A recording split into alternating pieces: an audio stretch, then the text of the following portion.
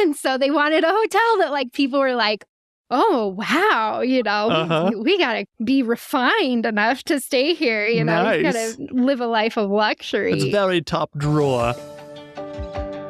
This is the Exploring the National Parks podcast with Dirt in My Shoes.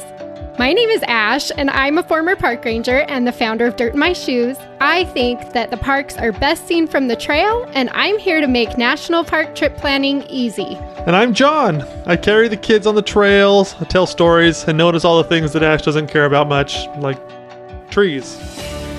Join us as we show you around America's spectacular national parks. We're sharing our favorite places, fun facts, adventures, and misadventures. And we'll even throw in a little trip planning. Let's start exploring.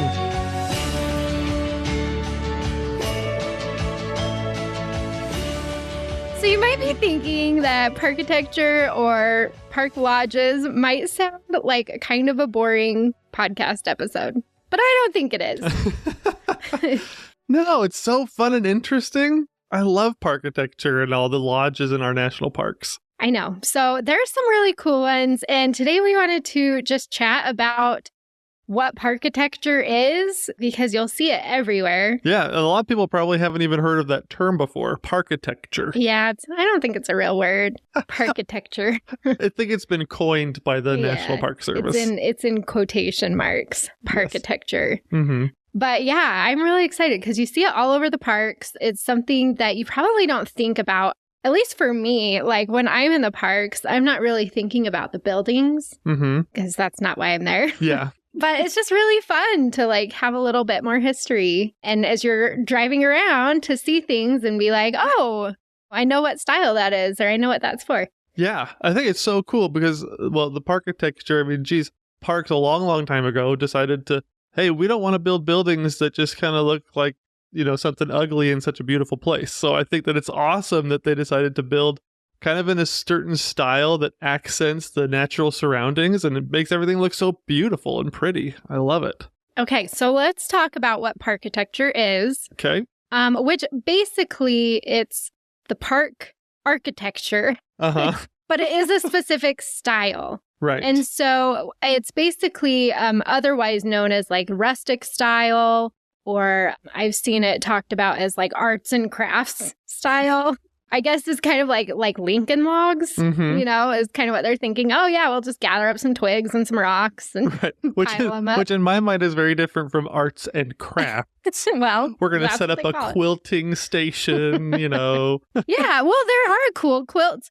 I mean, you'll find all sorts of stuff. Anyway, so it is also known as arts and crafts style. But basically, this is the style of the buildings and signs, other things like that you'll see around the parks that were used in the early days of the National Park Service. Right. And so, in fact, parks started building these buildings in what's now known as Parkitecture style, even before the National Park Service was even created. Oh, that's right. Yeah, so many of these buildings were kind of built before the NPS was even established, because some of the railroads and everything were the ones that built some of these lodges. And I don't know, there's so much cool history that kind of goes into this. So the National Park Service was established in 1916. And then in 1918, that's when these official architectural guidelines came out. But it basically just reiterated what they'd already been doing. It was just kind of like a formality, as the Park Service is really, they're really into keeping things formal and all the paperwork. Did you get the memo? Yeah. So that's TPS reports. Catch that reference? That's basically what this is. But the whole purpose was to have buildings that blended into nature.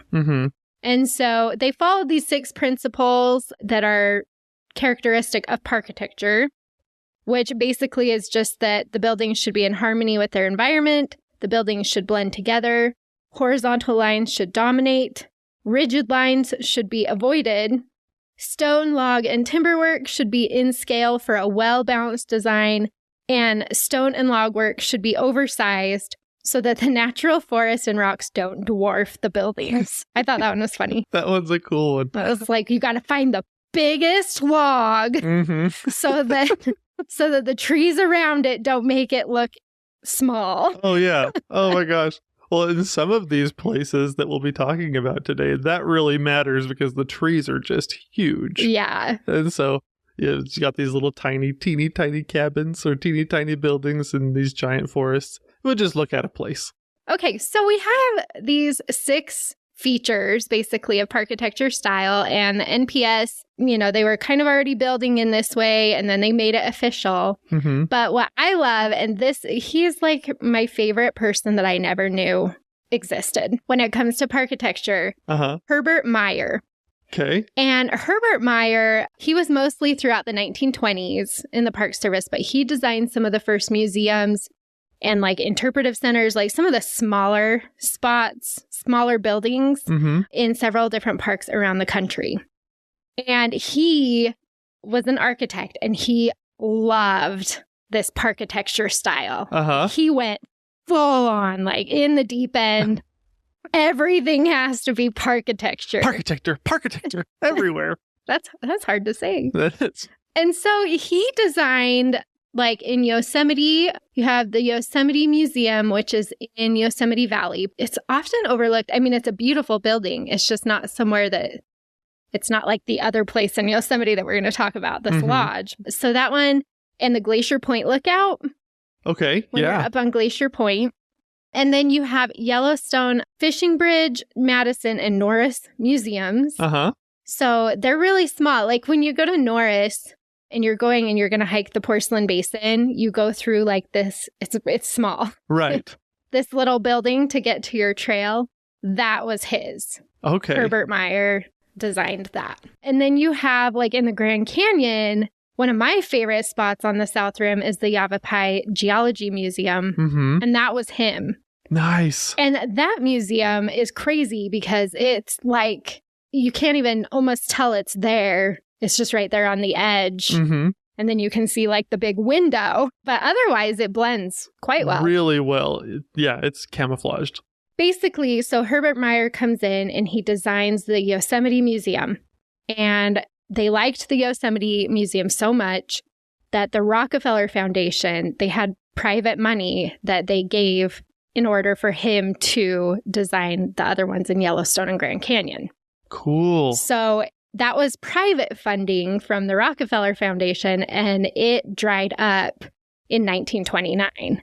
Ooh, okay. With the Great Depression. The big crash. Yeah.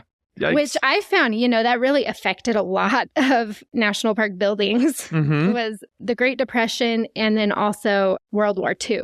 A lot of things had to be stopped or closed down for other reasons. Yeah, it's a good thing a lot of these things we're going to talk about today were built before that. Otherwise, I don't know if we would have ever had such amazing buildings in these national parks. Okay, so that was Herbert Meyer, and he had a big part in just pushing everything kind of towards like this Parkitecture style.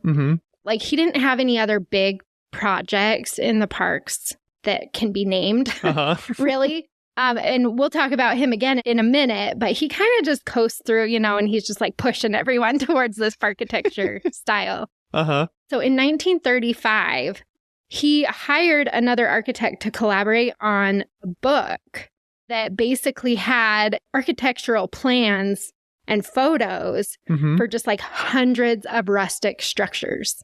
Cool. And so he had the this ultimate book. Coffee table book. Yeah. I mean, but it was like a really cool reference guide for other architects and, people who wanted to design in that style or, also for the Park Service because we kind of deviated from Parkitecture for a while and then came back, and it was just like a really cool reference for us to know, really stay true to that style, that original style. Interesting. And then what's cool about that is that the CCC used that book when they were building out the parks. Nice. And that was kind of his purpose. I think, reading between the lines, it seems like that really was Herbert Meyer's purpose in really wanting some type of reference guide or book like that. Because when the CCC had already been formed for 2 years by the time that book was published. Okay. Or by the time it was done.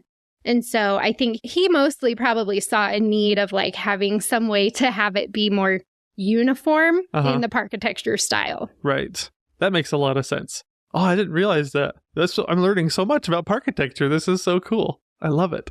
Okay, so then, can you tell I'm getting super, super excited about this? I don't know. It's just so fun. Ash loves Parkitecture so much, so she's so excited. I'm so glad that she's just going off on it right now. It's awesome. I know, and if you don't like this episode, I will be offended because this is the type of stuff I really think is cool. Mm-hmm. So really when the Parkitecture, so a lot of these early lodges that we'll talk about were built well before the CCC. Mm-hmm. And the CCC, what that is, in case you're not familiar, is after the Great Depression, when the country was trying to bounce back, FDR created basically this program for young men to go out into the wilderness and build trails and build buildings and put in infrastructure in all these beautiful places. Yeah. Giving a lot of out of work people back to work doing something.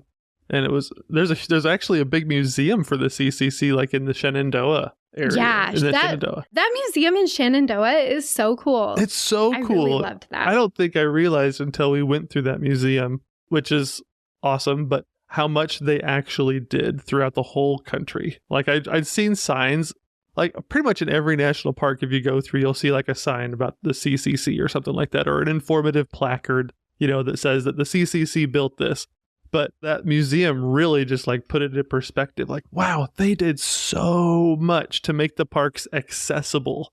Because, I don't know, I think that before the CCC, there were a few ways to access the parks, but nothing like we have today. No, they did a ton. They were building trails like crazy. They were putting in all that infrastructure. And a lot of what you see in the parks now is remnants of that era still, And so even when you go camping in a National Park Service campground and, the spots are too small for your trailer and, it's just who set this up? A lot of it was the Civilian Conservation Corps, the CCC back in the 1930s. Yeah, exactly. And so I just think it's really cool. We could do a whole episode just about the CCC. But what is cool about this really ran from 1933 to 1942. They were doing trails, they were doing buildings, they were doing signs. So, all those old, I love the old park signs that you see as you're going around the parks, and it can be something as simple as just it says Canyon Village in Yellowstone or something, but it's a specific style. Yeah. It's all the adornments of the national parks, next to the roads and all the buildings and things like that just kind of set the mood in a lot of ways for your experience. And it's so cool. So that's part of Parkitecture as well. But here's the funny thing, and this is what I love, is that so the CCC for those, 9 years, are going through the country and building up all this stuff. And they're following this Parkitecture style. But guess who's working in the background of that? The Meyer guy? Yeah, it's Herbert Meyer. Herbert Meyer. Here he comes back, so he writes this book. Here he collaborates on this book that has all the plans and designs and stuff that he feels this is Parkitecture. Right. But he actually, at the time of the CCC, was the CCC's regional officer for the Southwest. And so he just he had so much leeway to just go in and just push this architecture through all of this stuff that he was in charge of. Nice. He's just a puppet master in the background, pulling the strings. Yeah. Getting everybody to do it the right way. Oh, that's awesome. Yeah. And so at the end of the CCC in 1942, the Park Service did switch to something that looked more modern. And so that's why, sometimes you'll go into the parks and you'll see buildings that it's what's that, But they really had to cut costs, especially after World War II. They just didn't have the money to do that Parkitecture style. It was expensive. Yeah. And so, they really did have to cut down on what they were building and how they were building it. Yeah. And then also, so if you want to dig into this a little more, there was a style known as Mission 66, which was to try to modernize the national parks and make them more automobile friendly. So that's when you'll see some different designs and some, more mid-century designs. Okay. they went through a few different like little, I should say, identity crisis. Some midlife crises in the National Park Service. We're going to get a Corvette. We're going to update this lodge. Yeah. Yeah. So some of it's not great. But the NPS did go back to the Parkitecture styles again, starting in the 80s. Thank heavens. I know.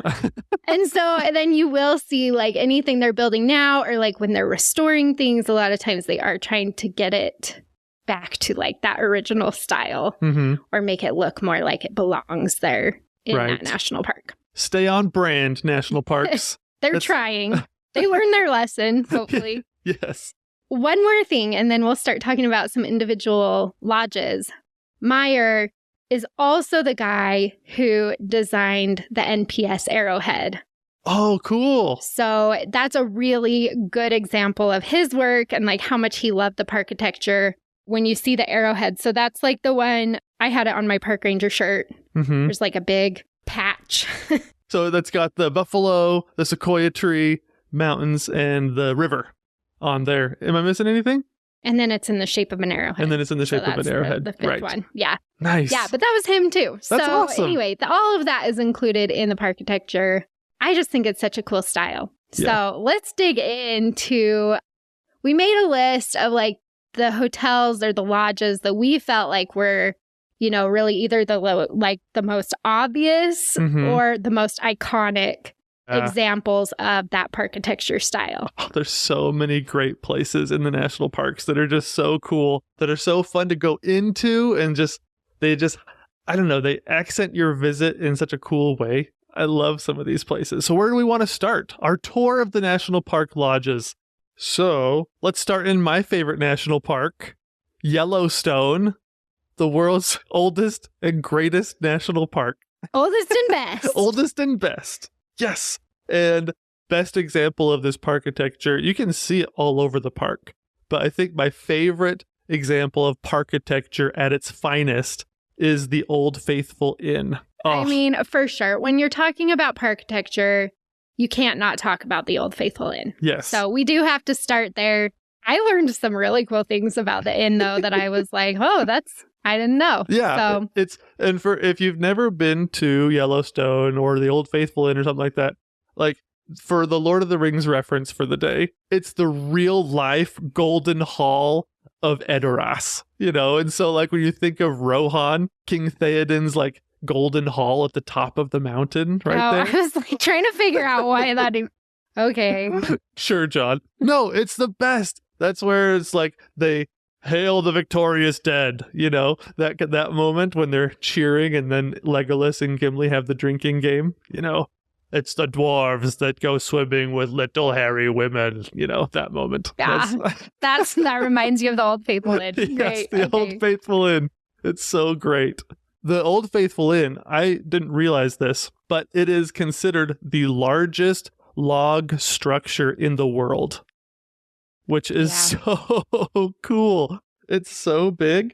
And like when you walk inside, like from the outside, I don't know, I think sometimes in national parks, things are on such a big scale so that you don't necessarily notice how big and grand certain things are, you know, like man-made things. And so when you look at the Old Faithful Inn from the outside, it kind of just looks like a giant A-frame cabin.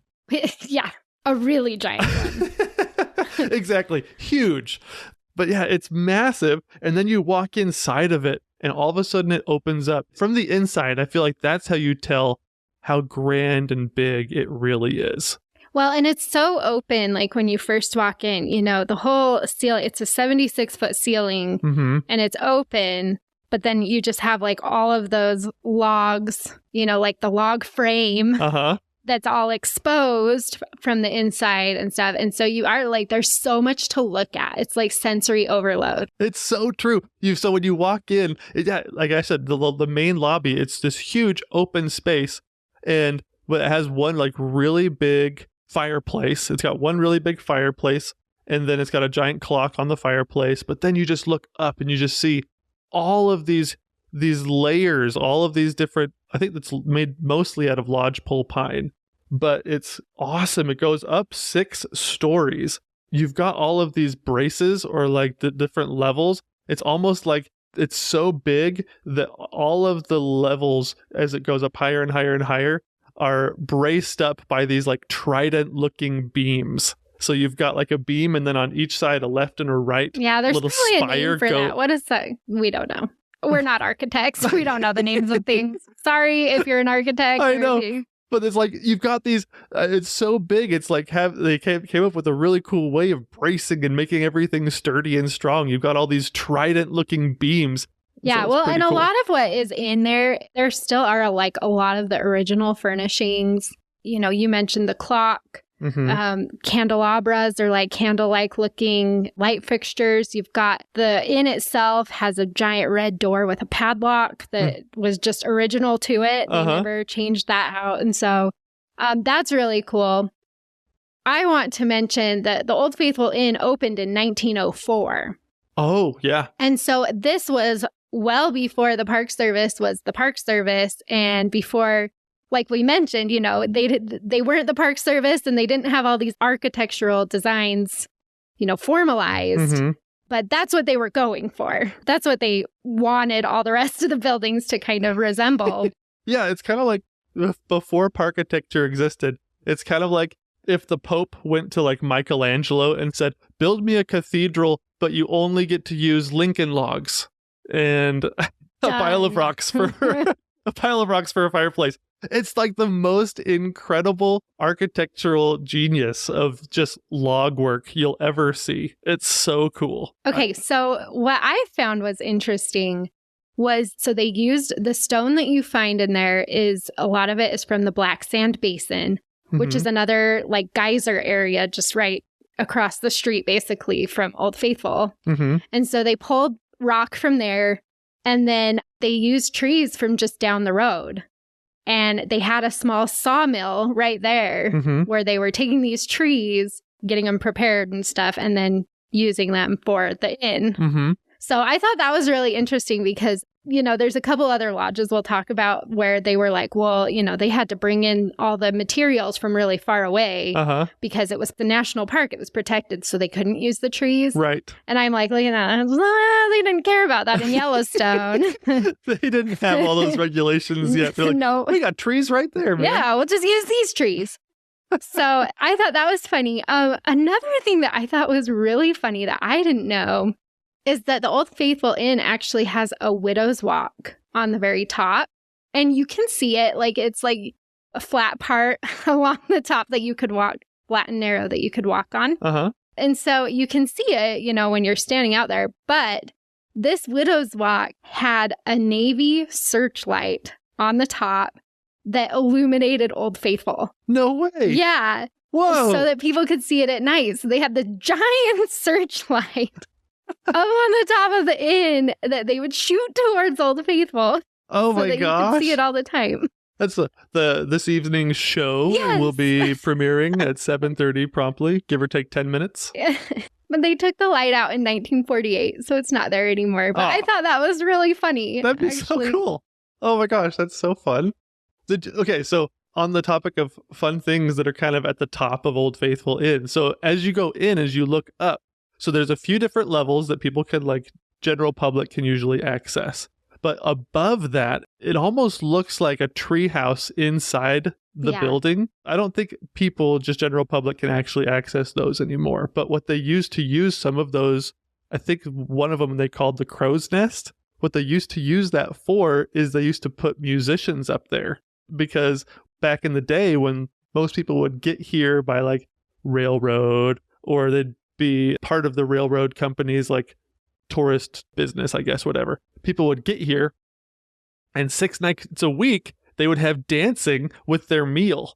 And so these musicians would be up in the crow's nest up at the top, like 70 feet above everybody, just playing music, and people would be down in the lobby dancing and eating dinner. Oh my gosh, I want to do that so bad. It sounds like the best way to party in the national park. That would be so much fun. That is so cool. I have one more thing to say about this, and then we can move on.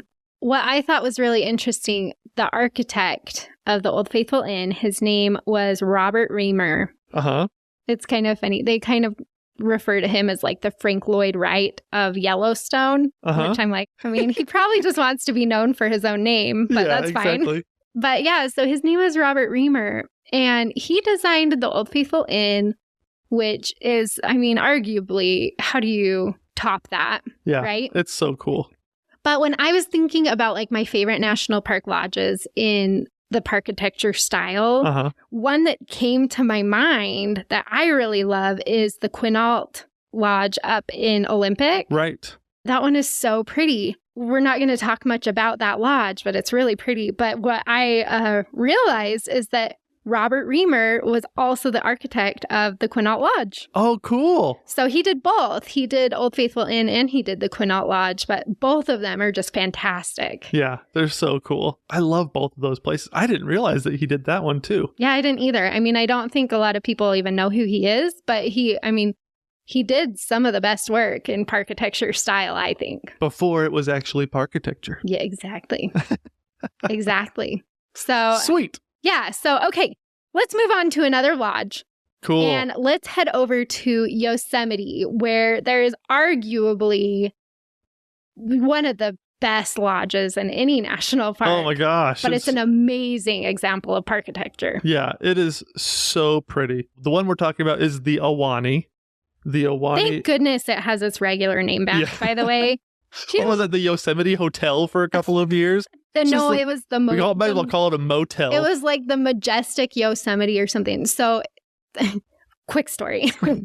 There was a lawsuit between Yosemite and then the concessionaire that was running the lodges, and they wanted to take the names of the lodges away from Yosemite, basically. Yeah, and these are historic lodges. I mean, you're talking 100 years, and they took all the names. Oh, I was so mad.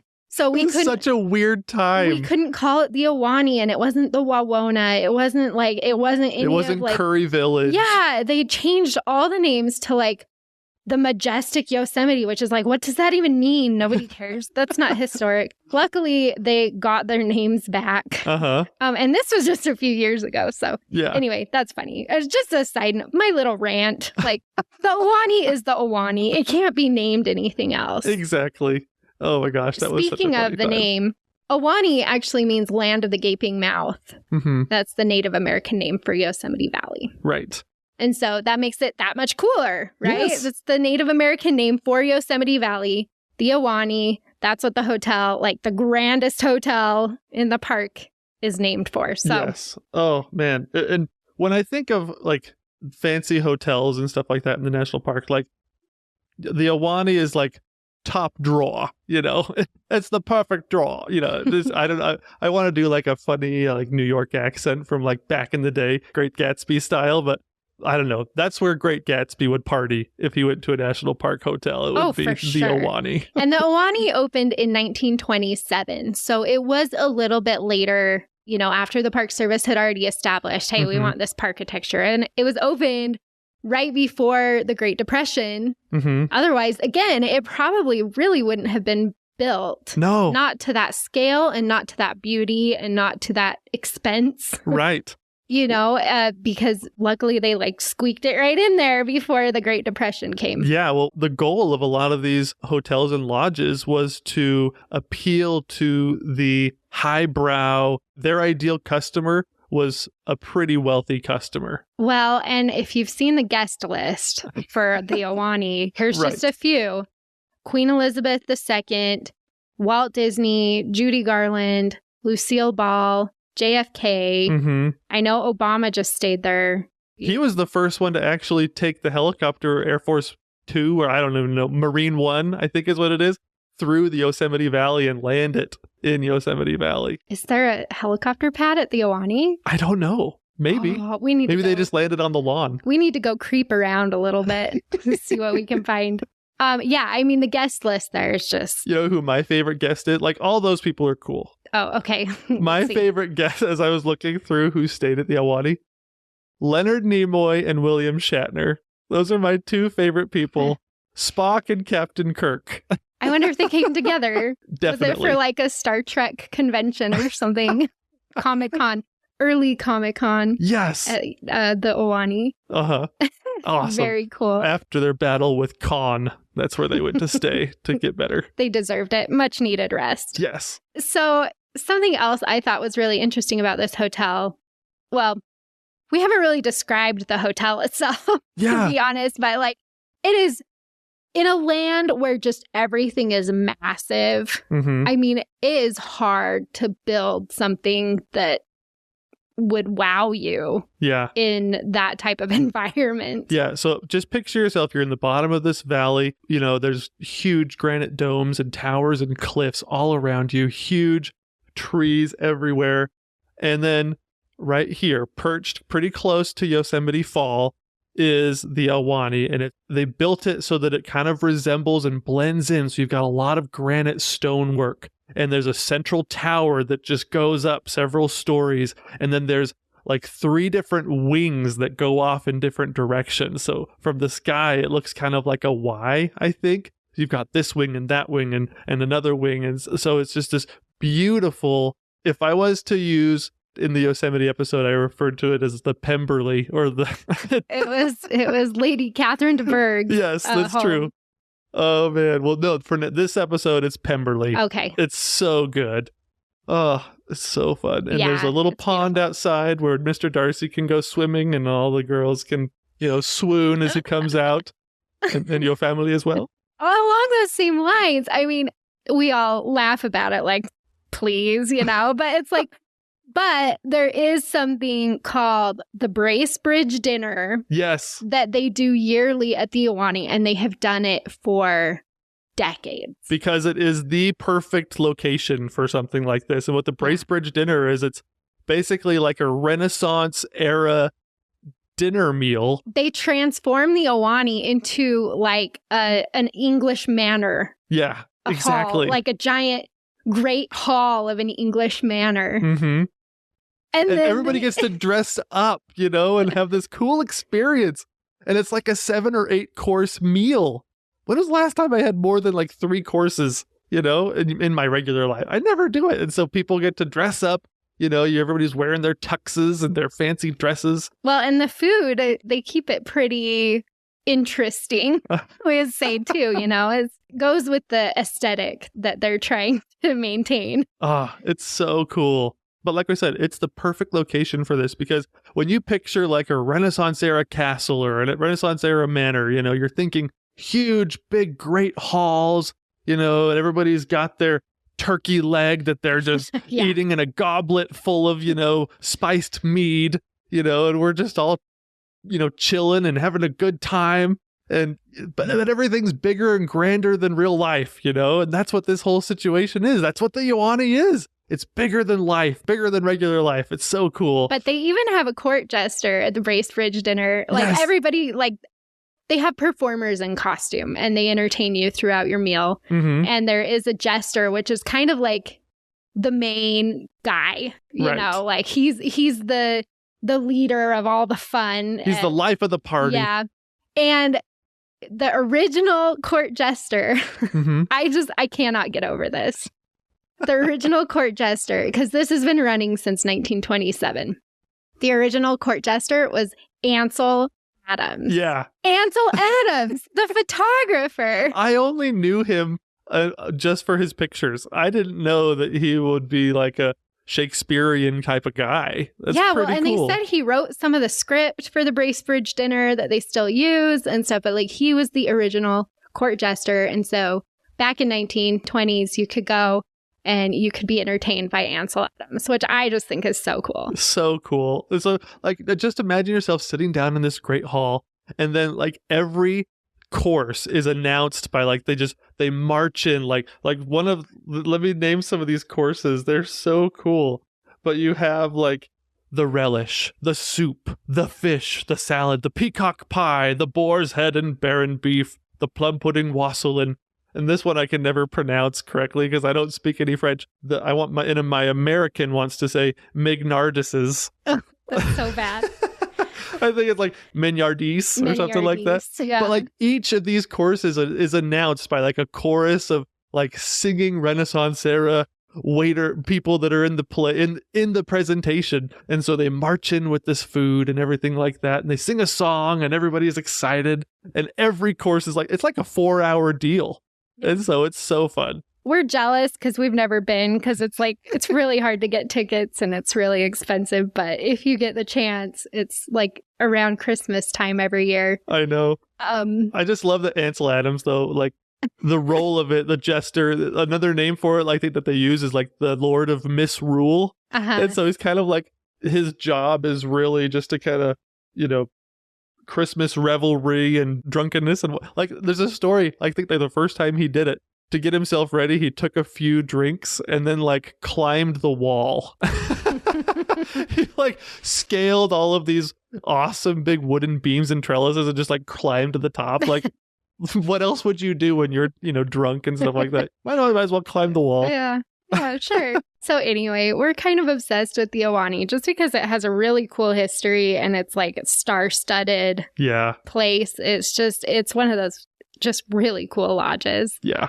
I want to just mention one last thing, and that's that I think the architect of the Ahwahnee is also worth noting. Mm-hmm.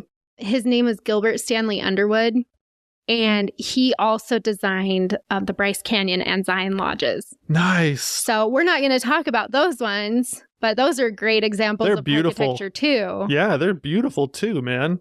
Great job. So Gilbert Stanley Underwood, he had some really notable buildings in this Parkitecture style as well. Right. So Robert Reamer, Gilbert Stanley Underwood, and Herbert Meyer. Those are kind of, the names that will ring a bell as you're traveling through some of these parks and seeing, learning more about the Parkitecture. The Mount Rushmore of Parkitecture. Yes. We need one more. I don't know who it's going to be. Mary Coulter, maybe? Maybe. Yeah. All right, I'm going to take you on a quick break from the podcast because I want to share something that has turned out to be really fun for me and the family. I'm talking about the free Dirt in My Shoes National Parks checklist. As simple as it sounds, this list of the national parks has become something I really love to look at. Organized by state and with a little checkbox next to each of the national parks, this checklist has become something of an adventure diary for me. With all the national parks listed on one page, it makes it easy to see what adventures I've had and which ones I have to look forward to. After you put yours up, I think you'll find that you have way more invested in it than you originally realized, and it will turn out to be more rewarding than you expected. Try to put it up in a somewhat visible space, because you'll find yourself having conversations that sound like, "Ooh, do you remember when we went there? That was so cool, let's do it again." Or, "When do you think we'll make it there? That sounds like so much fun, let's go there next year." You'll find that it's pretty good at making adventure buddies out of the people that matter most. Besides, you bought those hiking boots for a reason. You might as well get credit for where they've been. To get your own free Dirt in My Shoes National Park checklist, click on the link in the show notes below or go to our website, dirtinmyshoes.com/podcast. Let's jump to the next really good example of Parkitecture. And this is a lodge that both of us love. Oh. And we are talking about the Many Glacier Hotel in Glacier National Park. This one is so great. It's the peak of beauty. Like, the Ahwahnee and Yosemite is so beautiful. I mean, it's awesome. But the Many Glacier Hotel will always have a special place in my heart because I feel like that's the one place that I was just like, I can't believe this is all real. Yeah. It's this gorgeous, like, it's kind of built like a European style, Alps chalet in the Many Glacier area. So you've got these huge mountains all around you. You've got a couple of lakes right in front of you and just glaciers in the distance. And I don't know, it's just so picturesque. It's what you would picture, like, I don't know, type into some type of chat AI, something like that, to create like the most ideal situation. And this is what it would create. I don't know. It's amazing. I love it. The Many Glacier Hotel is just like so perfectly perched. Mm-hmm. It opened in 1915, so it was one of the earlier ones. Yep. It was built by the railroad companies. This was before Park Service was established. Yeah. The Great Northern Railway came through this area and just built quite a bit of stuff kind of around here. But this one, at the time it was built, it was the biggest hotel in Montana. Mm-hmm. It was pretty far removed. I mean, even now, when you go up to Many Glacier, you're like, where the heck are we, driving? because you do kind of go out and around and up, and the road before they fixed it, it really felt like you were like going down a dirt road to nowhere. Yeah, I mean, it's just, it's pretty far removed, but the location, like you said, just, I mean, it's amazing. Yeah, it can't be beat. Yeah, I think one of my favorite, we owe a lot for these, in terms of these lodges and like some of these beautiful buildings, we owe a lot to the railroads and their investment in creating these beautiful places for us to visit. Like, especially the story of the Many Glacier Hotel, it's really interesting because like the railroads for a long time, you know, as they were expanding and as like the country was growing and going from coast to coast, the railroads, I mean, their job, the opportunity that these railroad men saw was like, this country has so much natural resources, so much for us to like, if we could get a railroad line out there, we'd be able to get the lumber from there, or this one's got the gold mine, or this one's perfect for ranching, you know? So there's all these opportunities for like extracting resources a little bit from all the parts of the country and then bringing them to a population center, basically. So a lot of times what they were doing is they'd go out, the railroad line would, you know, get out to this place, and then they'd take it back to Pittsburgh, you know, or something like that. Well, the Great Northern Railroad, the guy that was the dad of the person that built the Many Glacier Hotel, was known as like the empire builder, you know, in terms of like their railroads. And so he saw this opportunity, and he was amazing at getting these railroad lines to places and extracting the resources. His son, Louis Hill, saw an opportunity here. He saw kind of a different resource. You know, instead of extracting the resource, he saw the resource is just bringing people to it. Yeah, we already have the resource. It's beautiful. It's beauty. Let's reverse the flow from the population centers to these isolated places that are so beautiful. I don't know. These railroads just did an amazing job of bringing people to all of these places. And so their investment and their contribution, I think, is amazing. And so I think it's really cool and worth noting, because Louis, however his mom said it, I don't know. Little Louis. Louis, will you build the Many Glacier Hotel, please?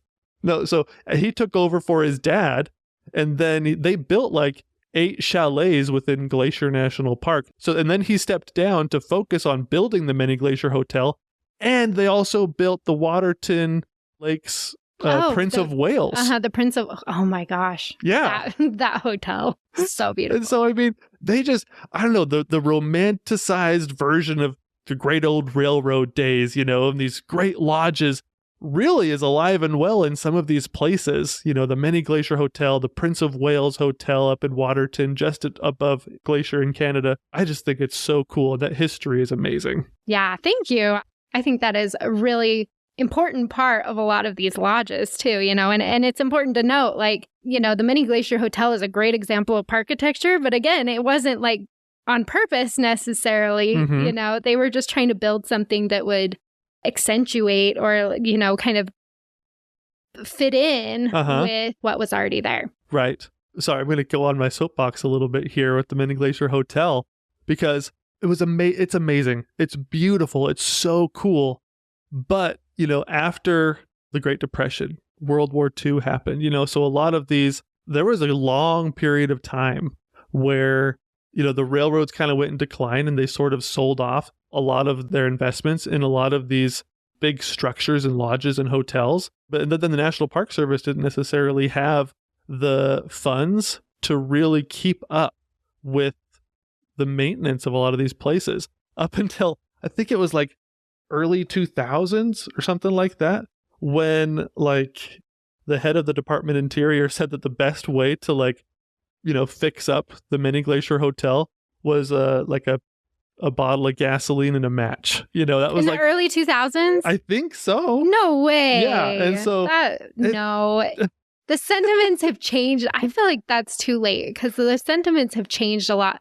But there was a 2000. No United way. States Who Secretary was in of charge? Interior Bruce Babbitt told a high-ranking congressional committee member that he thought the best tool to repair it would be a can of gasoline and a match. No, that's horrible. Because like I don't know. But there's a lot of examples of that in a lot of these lodges, but not that late. Because what you find, and we'll talk about this with the Crater Lake Lodge especially, but like a lot of people really cared about these old buildings more so than the people in the NPS even, or like the people in charge. And it was the people who were like, no, you can't demolish this. You can't mess with this. Yeah. And it was them rallying around it saying, don't touch it, which made the NPS be like, okay, I guess we'll spend $15 million to fix this up. Well, no. So there was around that same time. So you had all these competing interests. It's like Congress doesn't want to spend money. People don't want to pay more in taxes. But it was just like there was a huge push to try to preserve this place because a lot of the balconies were actually falling off the outside of the building. The whole structure itself was tilting towards Swift Current Lake and was like in 15, 20 years was just going to slide into the water, And so this is gross. That is a problem. This is kind of funny. Inside the Many Glacier Hotel, inside the dining room, there's these amazing structure of like beams and trusses and everything like that just make the looking up at the ceiling just gorgeous. Well, over time, because they didn't have money to fix anything up and do anything, like they just built like a drop ceiling, so like a fake ceiling that covered up all those trusses because brown bats had moved in to the building, and so they built this drop ceiling to hide from all the people that were eating lunch down below. So I'm just like wondering, like, I wonder if somebody got a surprise in his soup, or something like that. So after this big debate or whatever, Congress did assign like a bunch of money to go towards a big renovation of the Many Glacier Hotel. It was like a $42 million renovation of this place. And so they stabilized it. They removed the drop ceiling and the bats, so it's safe to eat it there and everything. We think, yes. But they all, over time, like even though that beautiful like double helix staircase that's in there, they had removed that because it just wasn't, they couldn't fix it. But they rebuilt so many things back to what it was. And so, I mean, like if we didn't preserve places like that, I think one of the ladies, like it was a trust for the national preservation of beautiful places. I don't know exactly, but she said, I think it was Barbara Paul. She said, if we were to lose this, there's no way a building like it would ever be built again in a national park. And I think that that's kind of true. Yeah. Like the way that our politics in this country is kind of set up, I just don't see us investing as much money as this in building big lodges and things like that. And so what we have is what we have, and we've got to keep it, But it's just like, man, there are some beautiful things some of the things that I'm most inspired by in the world, music, art, like the preservation of natural places, I'm super inspired by, but also there's certain things that people have built. And a lot of times these lodges, like I walk in and I'm just like, I feel kind of inspired, The beauty just kind of lifts me up a little bit. And so we just don't build stuff like that anymore, I feel like, very often. I think it's a very unique thing for people to have built these big, beautiful things. And like, I don't know, I just feel like we need to maintain them. And I'm just so excited. I love the Many Glacier Hotel. I love the story of it. I love that we actually chose to keep it and to preserve it and to build it back the way that it was. And I want us to do that to all of these lodges. So, well, I think we are for the most part. I mean, I think it has become quite important to most people these days. I am surprised that it was like the early 2000s. Yeah. But I have to say, my favorite thing, I mean, and I do love the lodge itself and I love the location and, the structure of it. But what I found interesting as I was learning more about the Many Glacier Hotel is that this place sounded like so much fun for the people who stayed there. There are some funny stories. Oh, yeah? So the website I found, the Glacier Park Foundation, they have a great page just like full of firsthand stories from people who have worked there from way back when. But they've had people that had worked there for, 80 years because they loved it so much and just came back and came back and came back. And there are some funny stories. One of the things that I think really characterizes this lodge, so it had employee entertainment, which basically, I mean, yes, the employees like had a lot of fun amongst themselves. Like they did like a masquerade party. They would have dances. Like after they were done working, they'd have these dances, and they said like guests at the lodge would always like call down to the office. The switchboards would be like flaring up from all these people mad about how noisy it was from these employee dances. But also they took turns by department to put on shows for the guests. And so like the kitchen staff would take a day, and the front office would take a day, the dining room would take a day, and they would perform for the guests. Nice. And so I thought that was fun. They also did a Broadway musical once a year for 23 years. Whoa. They had lobby shows. And so like a really popular one was called Hootenanny. And it was a Monday folk singing show. And the whole staff would sing. And so there was just like, the dining room employees would perform during dinner. So, you know, you had to be like confident in yourself. Yeah. Or actually a performer to want to work in that dining room. But yeah, I just thought that was funny. One last story that I thought was hilarious about the Many Glacier Hotel is that they actually had a sawmill on site. This was one of those other hotels where they're like, there's trees here, we'll just use these ones. But they had a sawmill on site, and Stephen Mather, who was the director of the NPS, like he came to visit the Many Glacier Hotel after it was done, and he hated seeing the sawmill. I guess it was like right by Swift Current Lake, and it was kind of an eyesore, and he told the Great Northern Railroad, like, you need to get rid of this. And they didn't. And he requested nicely for a while, and they just never got rid of it. And so he came to the park, and this is the quote. It says, "Without warning or diplomacy, he personally dynamited the sawmill." Oh my gosh. Dynamited it? Yeah, so it said he rounded up all the guests and he invited them outside for a surprise. And then he dynamited it in front of everybody with like no warning. He didn't tell anyone what he was doing, but he was like so mad that sawmill was still there. He just blew it up. We're having some improv fireworks tonight. Yeah. Well, he said, I guess it was his daughter's birthday, and he was like, it's a birthday surprise. But anyway, I just thought it was funny. Like the stories around that hotel, not only does it have a really cool history, but like the human history, like all the people that have worked there, and just like it's such a large part of a lot of people's lives. And the stories are really fun. So definitely if you like that type of thing, we'll put a link in the show notes to that website. But it was awesome. It made me love that hotel even more. I love Stephen Mather. He's the best. He doesn't strike me as someone who would have dynamited a sawmill, which is why I think I love that story all the more. So he just pushed his buttons just long enough so that now he pushed a very important button. Yeah. Okay. So moving on to the next hotel. This one is in Mount Rainier. Oh, so great. And it's called the Paradise Inn. And it was opened in 1917. And also sort of under the direction of Stephen Mather, by the way. So the company that started the construction or that built it was the Rainier National Park Corporation or something like that. And that was started by Stephen Mather. And so he's all over the place. He's all over these lodges and these national parks. He's just so cool. What's cool about the Paradise Inn is that it's at 5,400 feet above sea level, and it's right on the south slope of Mount Rainier. So you're literally, I mean, you're in the mountain. There's not a better location for Mount Rainier.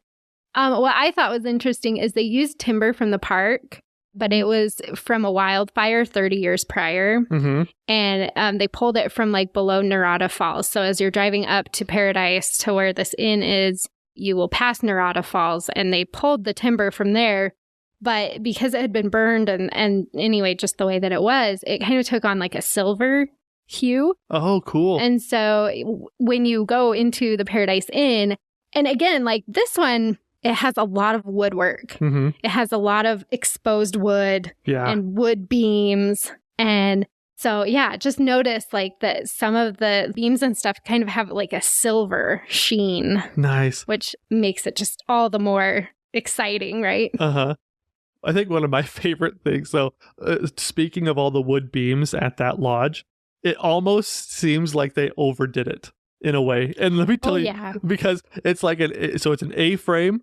And as you look at it from the outside, you're like, oh, I feel like I've never seen that many, beams bracing the roof before. And then you go inside and you're like, if you actually like stand there and look and kind of examine the wood beams and trusses, you're like, I feel like the braces have braces and the supports have supports, Yeah. And they actually do. And do you know why? Because it was trying to fall apart like many of the others. No, well, maybe, but not necessarily. It's because like that location gets like an average of 54 feet of snow a year.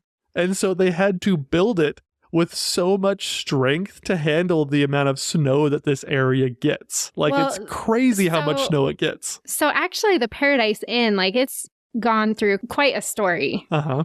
And it's because of that. I mean, really, a lot of these people who came in and started building lodges in the parks just like weren't used to how remote these areas were and like how difficult the the seasons can be and things like that. And so, there was other buildings up in there.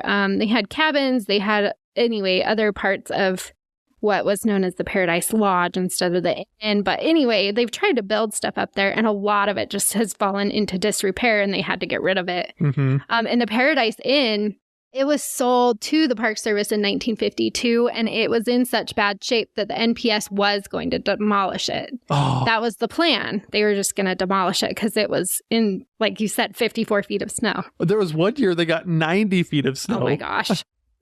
Just crushing these buildings. Yeah, and this is a case where people spoke up and they were like, you can't demolish this. Mm-hmm. This is historic. In fact, the beginnings of the Paradise Inn, that location being used for lodging, started back in the 1880s. I mean, it goes way back, way back. Right. And so this one was finished in 1917, but there had been people like building stuff and trying to create an inn and get something established up there for a long time. Yeah. What I thought was the most interesting about this one goes back to the woodwork. So they said there was a man named Hans Frank, and he was German, and he was a woodworker. Uh-huh. He was local, but if you go into the Paradise Inn, you will see a lot of his work. Like, he built chairs and tables. He built, do you remember in the lobby, there's a piano? Uh-huh. And the piano is like carved. Cool. And that's him. Nice. He did like outside carvings around the piano. Uh-huh. Like, he didn't mess with like the main part of the piano, but like he like made it prettier. Nice. And then there's a 14-foot grandfather clock. That's huge. That he carved. And so, yeah, I mean, it's really all about the wood when you go in there. The other thing that I thought was really funny about this one was that even now, like, people are kind of disappointed when they stay in this lodge because they said, like, you can still see, like, watermarks on the ceiling from previous leaks and stuff like that. Like, on the website, they're like, well, we're just like trying to keep it really authentic to like the 1920s when was the main season to be up there. You know, it was in its heyday. And I'm like, I we kind of like our luxuries a little more these days. Like, yeah. So it's funny because like when you're staying in this lodge, you're not staying for luxury. You're staying for experience and location, which I think actually is true of most park lodges. Yeah, absolutely. They have a little bit of a historic feel, and I feel like historic sometimes is kind of like HGTV talk for character, sometimes when it might be just like code word for old and maybe not quite as comfortable, but at the same time, like the location, I can't imagine a better location. Incredible. The trail to Myrtle Falls literally starts right from the lodge, basically. You can pick up that trail right from there. So, I mean, it really is just an awesome location, beautiful views. You're paying for the experience and the history. You're not paying for the amenities. Yeah. For this one especially. Yeah. And if you have never been even to Mount Rainier or don't even just think it's like, oh, it's probably a really pretty mountain right there, imagine the movie The Hobbit, and then when the dwarves and the hobbits like go up and over this hill, they just passed Lake Town, and then they're like see the city of Dale, like right underneath the Lonely Mountain. That's kind of like what this place is like. It's an incredible location. You are literally on the mountain. You're like on one of the lower sections of the mountain. You are right there looking up at the peak of this fiery giant. It's incredible. And so it'll blow you away. It's amazing. Yeah. But speaking of hotels for amenities, mm-hmm. I feel like if you are looking for like a really nice hotel in the national parks, this next one is a good choice. People actually like staying here. And that is El Tovar in the Grand Canyon. Yeah. That one's awesome. It's so pretty. So El Tovar is right. I mean, it's crazy. It's right on the cliffs of the Grand Canyon. I think it said it was 20 feet from the rim. And it's beautiful. I had a good laugh about this one, though, because it said they built it to be a cross between a Swiss chalet and a Norwegian villa. Mm-hmm. And that is because European culture was considered the epitome of refinement. And so they wanted a hotel that like people were like, oh, wow, we got to be refined enough to stay here. Nice. We got to live a life of luxury. It's very top drawer. Yes, but I think that's true as I was looking at the numbers because it was open for the public in 1905. Mm-hmm. So this was one of the really early ones. But they spent $250,000 on it. Wow. And in comparison, so the Paradise Inn that we just talked about, they built that one for $91K. Wow. The Old Faithful Inn, which was right around the same time, it was like a year earlier, they built the Old Faithful Inn for $140,000. And El Tovar was $250,000. So quite a bit more expensive. Yeah. But still like makes everybody in today's money and real estate market just like, what? Yeah, but for Old Faithful, $140,000, that's $5 million today. Mm-hmm. So what would that make El Tovar? I don't know. A little less than double, like $8 million. Like $9 million. Yeah. Wow. So, I mean, which still is not that much. But for the time, that was a lot for one of these lodges. And so El Tovar, I think, is just... It's one of those kind of like the Ahwahnee where it's like a lot of really famous people have stayed there. Mm-hmm. I was just booking lodging in the Grand Canyon a couple weeks ago. And I was like, oh, it would be fun to stay at El Tovar. And then I pulled it up and I was like, ooh, I don't think that I'm on an El Tovar budget. Not these days. But yeah, so it's still known as like the nicest place that you can stay at the Grand Canyon. Nice. It's awesome. And it was built by the Santa Fe Railroad. And so another one of those really like romantic time railroad heyday places. And so it's just awesome. And the railroad goes right up next to the hotel. Yeah. And it was owned by the Fred Harvey Company, which built a lot there on the South Rim. And what I thought was interesting is that in 1903, Teddy Roosevelt went to the Grand Canyon, he went to the South Rim. And then he made like this huge statement that was like, please don't build anything on the rim of this canyon. Like that was basically what he said. Don't change anything. You can't improve upon it is what he said, right? Well, I don't know if that was the exact thing, but it was a good like massive paragraph long of him just being like, don't touch it. Please don't touch it. And then El Tovar was completed 2 years later. So and they said they already had it in the works, like it was already being designed, and they were like, well, too bad. Thanks for the advice. Sorry, not sorry. And now you see the South Rim and it's like, oh man, they did not rein themselves in at all with all the building they did there. But the other thing that I thought was really cool about this one is, El Tovar is kind of a unique name. Mm-hmm. And the Fred Harvey Company, with all the stuff that they were building, they always tried to give it like a Spanish name. Mm.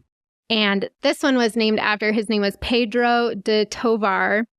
He was a Spanish conquistador who was the first European to hear about the Grand Canyon. Right. Like he heard that there was a big river and a big canyon. And that was his fame. He never saw the Grand Canyon. So So he just told the conquistadors that there was one, and then they came and explored. Yeah, he told the Cardenas expedition. Okay. So it was another expedition. He mentioned, oh, hey, they said there's a big river and a big canyon over here. And then he just went on his merry way, and they went up to the canyon. So I thought it was kind of funny that they named it after him. I mean, I guess, but interesting. He didn't actually see the Grand Canyon. So, but he has one of the best lodges in the national park system named after him. Oh, my God. Congratulations to Pedro. That's like naming the city of Columbus after the person that told Columbus that something might be across the ocean. Yeah.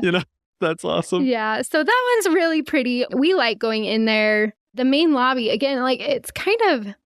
So you get the Swiss chalet in the Norwegian villa that they talk about. You see that on the outside, and then you go on the inside, and there's animal heads and lots of wood, and it's not like a giant open ceiling like some of the others. It does have one, but it's kind of feels a little more intimate. And the beef stroganoff there is really good. Yes, I do remember that. Yeah. I tried that. I don't remember what I got, but I remember your beef stroganoff. That was so good. I know. I'm so good at ordering food. John is terrible at ordering food. I order good food. It's so true. So anyway, but that's just a really fun lodge. All the rooms are different.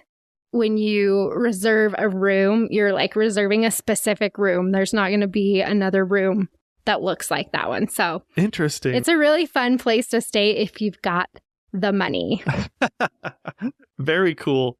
Just for reference, my favorite person that, according to Wikipedia, has ever stayed there, there's two of them, Albert Einstein and Sir Paul McCartney. So those are my two favorite people that, according to Wikipedia, have ever stayed there. Just thought everybody would want to know. I want to tag myself in Wikipedia, all the places that I've gone to. That would be pretty funny. All right, moving on. Let's go up to Oregon because Crater Lake has an amazing lodge. The Crater Lake Lodge opened in 1915, so right before the National Park Service.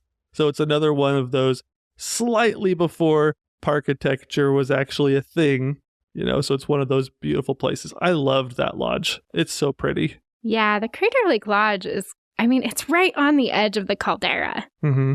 You literally are just right there. I mean, it's hard to beat. It's crazy, the location. It blows me away every time I'm up there. I'm just I'm literally on the edge of a volcano, and there's a hotel right there. Yeah, with the deepest lake in America. The deepest, bluest. Thousands of feet below me. Yeah. It's so really cool.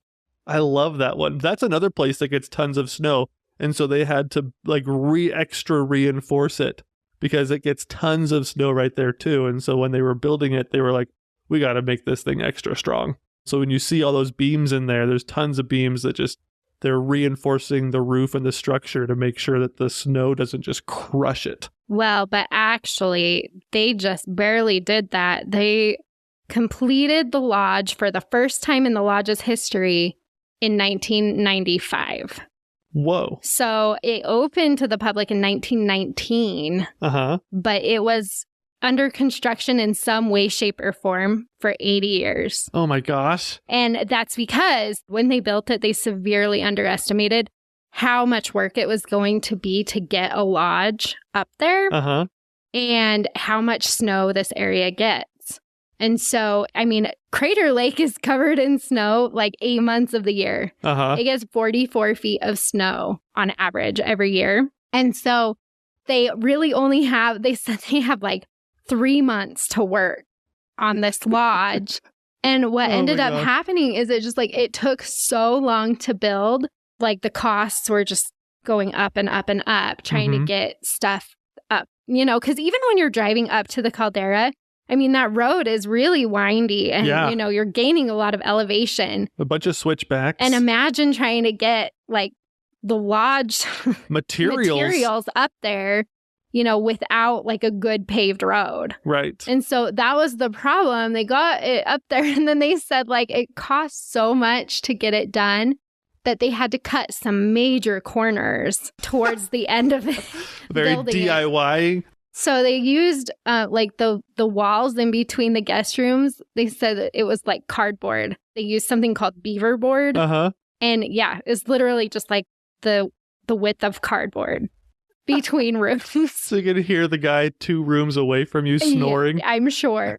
They only had like a small generator for power. Oh my for gosh. The whole thing. lodge. And then there were like no in-room bathrooms, really went cheap on like the wallpaperings and stuff. And like the furniture was really sparse. Like they just like couldn't pull it together. That's like the definition of biting off more than you can chew. Yeah. 80 years of construction. Yeah. So, they make it work. People are still excited because, it's Crater Lake. Uh-huh. You're in this beautiful location and stuff, but like the lodge sucks. And then they said like in the 1950s and 60s, like literally everything is just falling apart.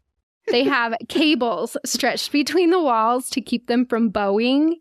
Oh my gosh. Everything was cracking and like the walls or the ceiling and the floors were like sagging. And then the National Park Service took it over in 1967, but didn't do anything with it. And so it just continued to deteriorate. Oh my gosh. It's just like this big, massive, like on the outside it's gorgeous, but they're saying like the inside was just like, blah, just terrible, terrible, terrible. That's when you have to use, like when you're selling the place to try to make reservations, you have to use all those like really specific adjectives, It's charming. Yes, it's lovely. Quaint. It reminds me of an older time, a simpler time. Yeah, when you would rather sleep outside.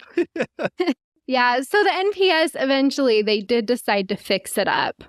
And so in 1991, well, basically what happened is like in the late 80s, they opened it up. Like they had done some work on it, but it was just bandage, putting a Band-Aid on it. Right. So they did some work. They were going to open it up. And I think it was like 88 or something. And someone came in and they were like, you can't open this up. Like this whole main area, they're like, it's going to collapse.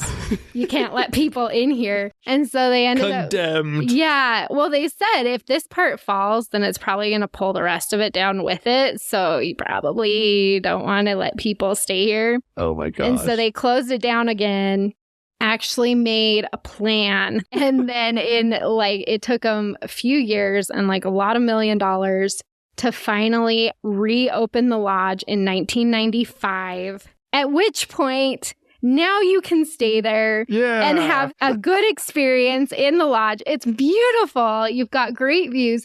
You can sit in the dining room and look out to Crater Lake while you eat. I mean, it really is epic. Oh, yeah. And now, thankfully, since 1995, like it actually is structurally sound as far as we know. And, everything has been fixed up. That's hilarious. But I mean, that really is like the story of a lot of these lodges, like you were talking about before, it's like this one opened in 1915. Mm-hmm. So, I mean, for the National Park Service, that's really important. Yeah. That's an important piece of history.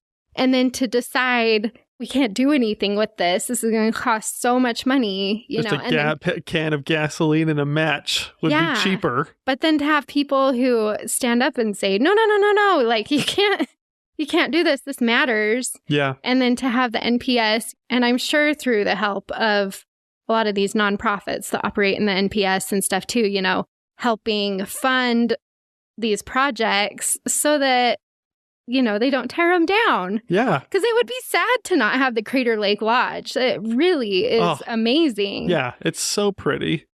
But, it's just, I think it's really cool that, like, as we come into, the 80s and 90s, that's when people start looking around and going, like, we need to preserve these lodges. These are a piece of national park history. Mm-hmm. And so there's been a big movement in that direction where it's like, they're taking away some of the more modern signs and the more modern things and substituting with that old style that Meyer, was pushing so hard in the 20s and 30s. Yes. Oh, that's so cool. I think it's very much like we have stewardship over such an amazing resource.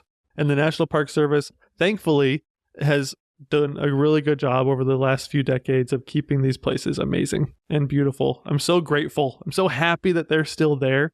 And all of these places that are built in this Parkitecture style are just so cool. And so the Mount Rushmore of Parkitecture, all these different architects. And I think Stephen Mather should be the fourth. I think he should be I don't know. Mary Coulter, which we didn't talk about her, but she did a ton of stuff at Grand Canyon. That's true. I feel like there should be a lady up there. There definitely should be a lady. She was awesome. We could have 5. Deal. Okay. That's a good compromise. Okay, but if you want to stay in any of these lodges, I highly, highly recommend it. It really does add to the experience in a way that, you know, it's hard to get that experience elsewhere. So go stay in one of these lodges, but even if you can't, as you're driving around the parks, look around, look at the signs, look at the buildings, you know, pay attention to what the CCC built and just all the cool stuff that you can see. It's a different part of the National Park Service, but it is so much fun to notice as you're driving around the parks. Thanks for exploring the national parks with us. Please share, like, and subscribe. And if you need any help planning your own trip, click on over to dirtinmyshoes.com. See you next week. Same time, same place. And don't forget to get some dirt in your shoes.